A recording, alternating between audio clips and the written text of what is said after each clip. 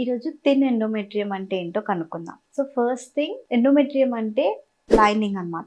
Uterus లోపర్ lining ని endometrium అనేసి అంటాం. ఈ లైనింగ్ ఎందుకు ఇంపార్టెంట్ అంటే, ఫస్ట్ థింగ్, బేబీ ట్యూబ్ లో ఇనిషియల్ గా ఫామ్ అయ్యి వచ్చి అతుకునేది మనకి యూట్రస్ లోనే, ఎండోమెట్రియల్ లైనింగ్. ఈ ఎండోమెట్రియల్ లైనింగ్ ఎంత బాగుంటే, అంత రిసెప్టివ్ గా ఉంటే, అంత ఈజీగా ఎంబ్రియో అనేది ఇంప్లాంట్ అయ్యే ఛాన్స్ ఉంటుంది అనమాట.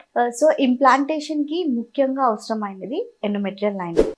థిన్ ఎండో అంటే ఎండోమెట్రియల్ లైనింగ్ కావలసినంత సరిపోయినంత లేదు అన్నప్పుడు దాన్ని థిన్ ఎండోమెట్రియం అనేసి అంటాం. సో ఈచ్ ఇండివిజువల్ కి ఎండోమెట్రియం లైనింగ్ వాళ్ళ కరెస్పాండింగ్ గా ఉంటుంది. నార్మల్ గా అబౌవ్ 8 mm చాలా వరకు ఫీమేల్స్ కి కనిపిస్తుంది. కొంతమందికి 7 కూడా నార్మల్ లాగా కనిపించే ఛాన్స్ ఉంటుంది అనమాట. ప్రతిసారి ముందు నుంచి మనం ట్రాకింగ్ చేసుకున్నప్పుడు ఆల్రెడీ 8 mm ఎండోమెట్రియం వచ్చినప్పుడు, దెన్ నెక్స్ట్ సైకిల్ కూడా వాళ్ళకి 8 mm ఎండోమెట్రియం 9 mm ఎండోమెట్రియం వచ్చినప్పుడు ఇంప్లాంటేషన్ పొటెన్షియల్ ఎక్కువ ఉంది అని చెప్తాం. లేదు ఇంతకంటే తక్కువ ఉంది, less than 7, less than 6 అన్నప్పుడు మనకి ఏదో ప్రాబ్లం ఉండొచ్చు అనేది తెలుస్తుంది. దీని ఎండోమెట్రియల్ లైనింగ్ కి కారణాలు అనేది ఏంటో తెలుసుకుందాం.